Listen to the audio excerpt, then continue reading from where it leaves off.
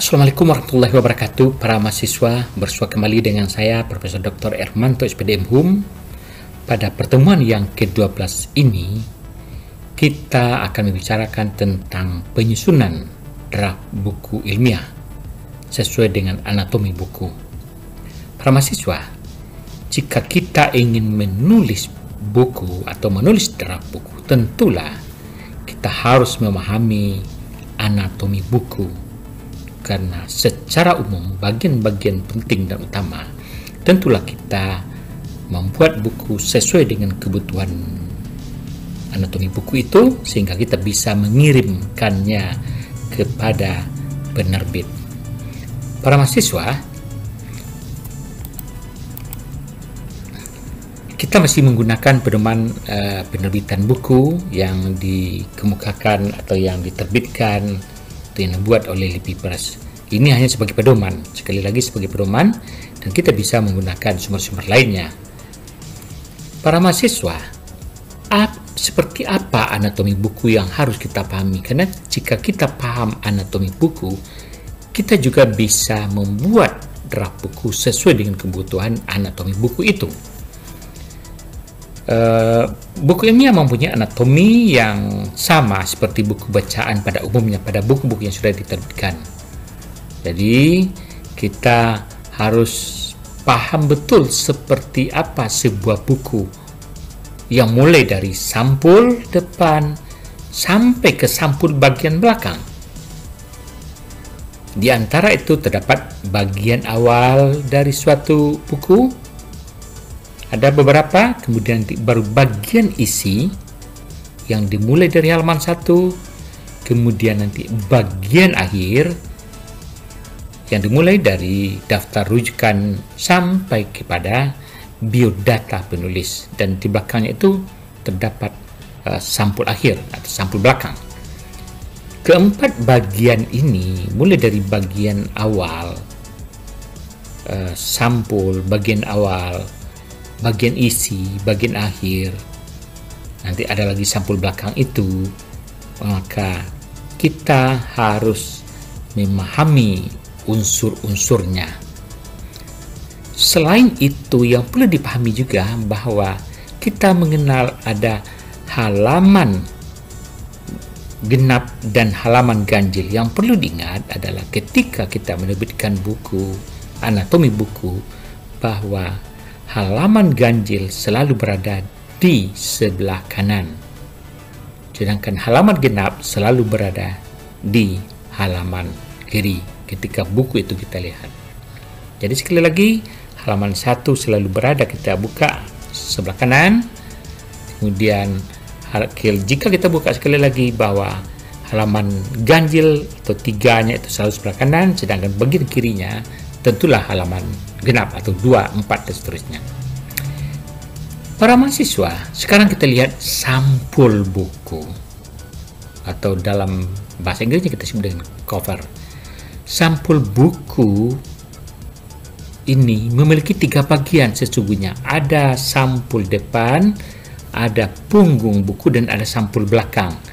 Karena dibuat itu dalam satu halaman sesungguhnya. Jadi sampul buku itu dibuat dalam satu halaman yang isinya ada bagian sampul depan, ada sampul belakang, dan ada punggung buku yang di tengahnya. Itu disebut dengan sampul buku. Jadi dalam dunia penerbitan buku, sampul buku itu ada 1 lembar saja. Ada yang bagian mulai untuk bagian depan, dan ada bagian belakang, dan di tengahnya adalah punggung buku. Kita sekarang melihat sampul buku atau sampul depannya. Seperti apa isi secara umum? Ada judul, dan bisa juga ada subjudul jika perlu. Kemudian ada nama penulis, dan ada nama editor kalau ada editor, atau juga penerjemah kalau itu buku terjemahan. Nama penulis dicantumkan dengan urutan sesuai dengan kontribusi terbesar penulisan buku itu. Sedangkan biografi penulis dicantumkan di halaman akhir buku. Kemudian biasanya lazimnya bahwa cantum nama penulis tanpa disertai gelar akademik.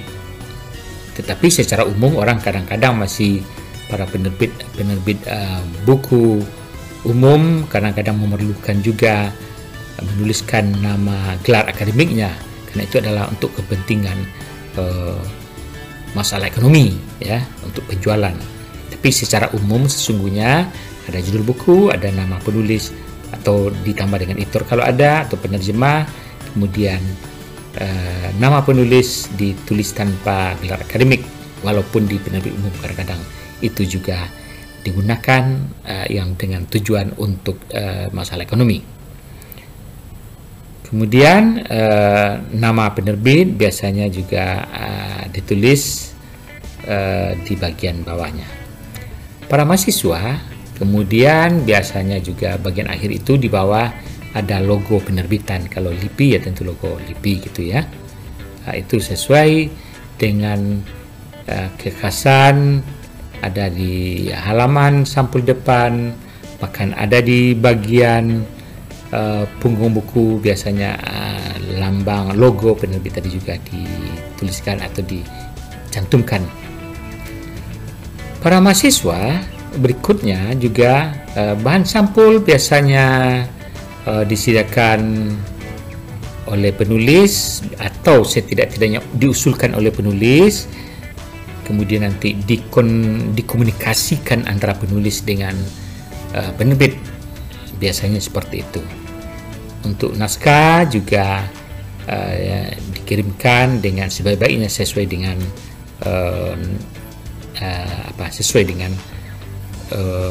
persetujuan antara penulis dengan penerbit sesuai dengan aturan-aturan yang berlaku pada penerbit tersebut.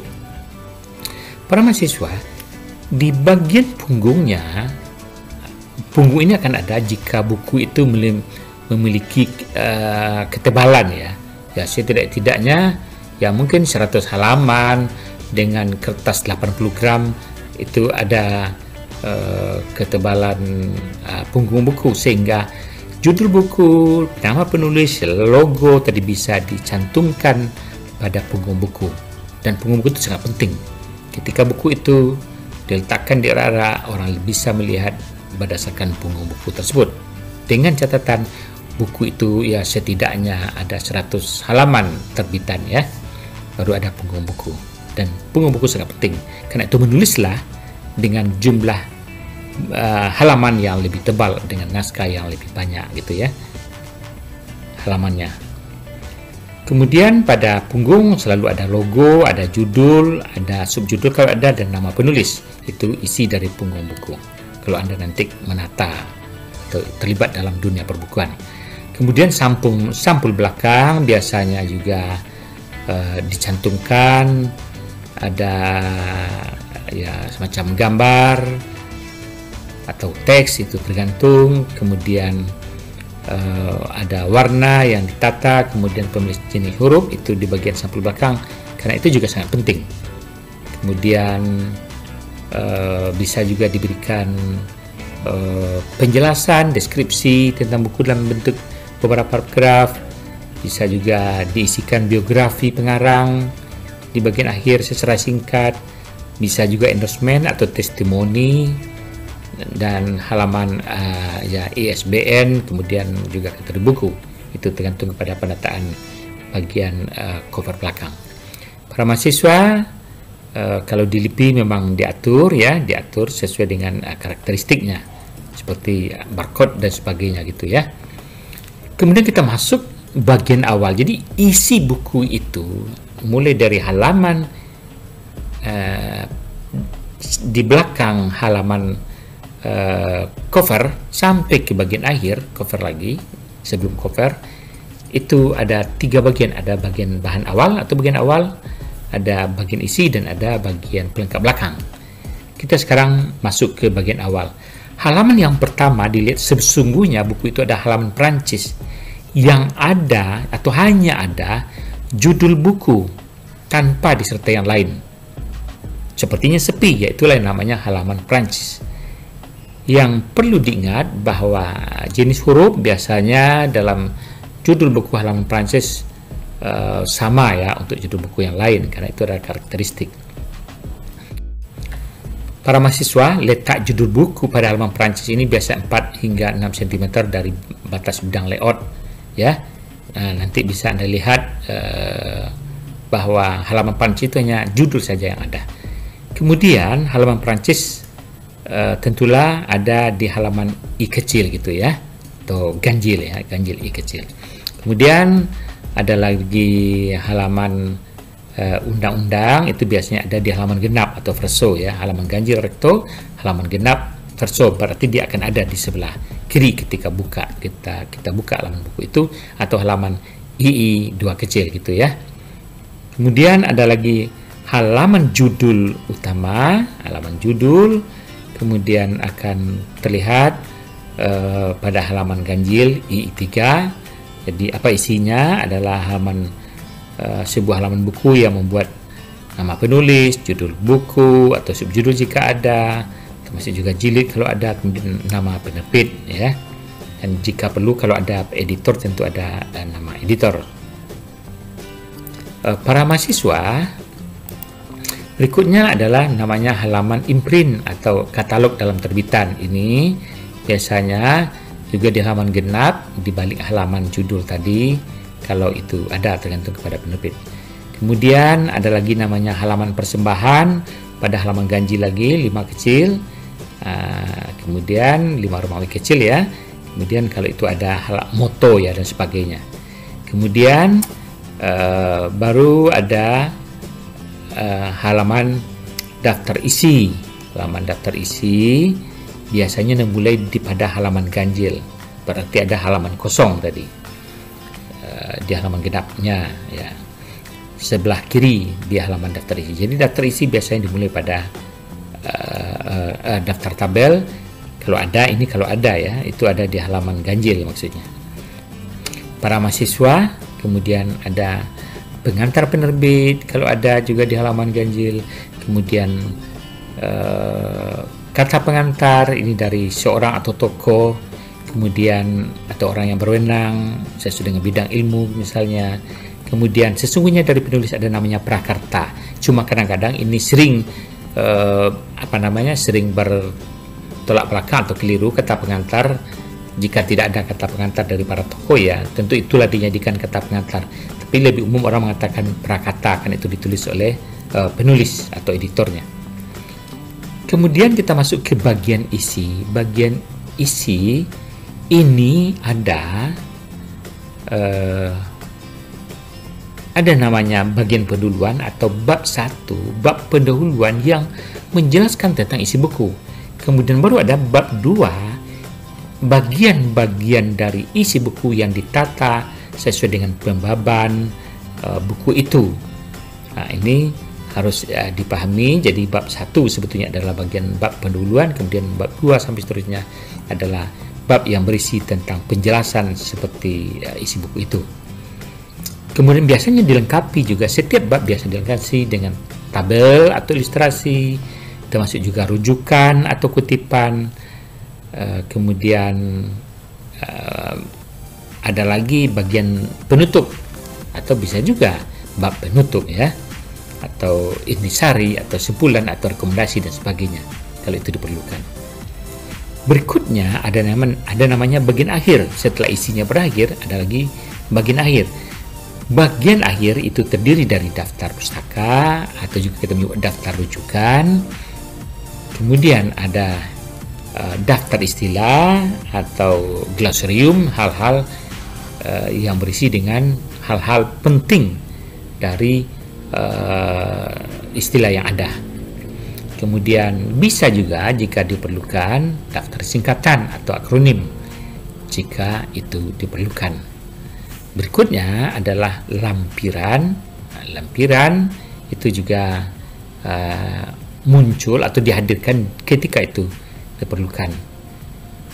Di bagian berikutnya lazimnya biasa ada indeks. Indeks itu ada isinya merupakan dibuat oleh penulis, karena itu adalah penulis yang lebih mengetahui tentang indeks atau kata-kata penting yang juga rujukannya nanti diacu pada halaman ya. Ada lagi subtajuk indeks. Menjadi indeks sebagian itu disajikan menurut alfabet atau abjad, dan tidak menurut urutan kata ya. Jadi urutannya adalah urutan abjad. Dan nanti penunjuk tajuk indeks itu kepada halaman. Jadi ketika indeks digunakan ketika kita memilih kata-kata yang penting, kita bisa melihat indeks, dan itu di halaman berapa ada, itu bisa kita lihat, ditemukan. Indeks biasanya penulis yang menunjukkan apa yang kata-katanya dijadikan indeks, sedangkan halamannya itu nanti dibuat oleh para penerbit. Para mahasiswa, bagian akhirnya adalah biografi penulis, berisi informasi singkat tentang penulis, kurang-kurangnya berisi nama, riwayat pendidikan, pekerjaan, dan pengalaman. Jadi biografi itu sangat penting. Biasanya dilengkapi juga dengan foto penulis. Para mahasiswa, demikianlah anatomi buku, dan Anda harus menulis naskah buku sesuai dengan anatomi ini. Jadi Anda sudah harus tahu mulai dari cover itu menyatu dengan cover belakang, kemudian nanti ada halaman Perancis yang hanya judul saja, kemudian nanti adalah halaman copyright, kemudian ada lagi halaman judul, dan sampai seterusnya, daftar isi, daftar tabel, dan sebagainya. Kemudian itulah namanya bagian pendahuluan.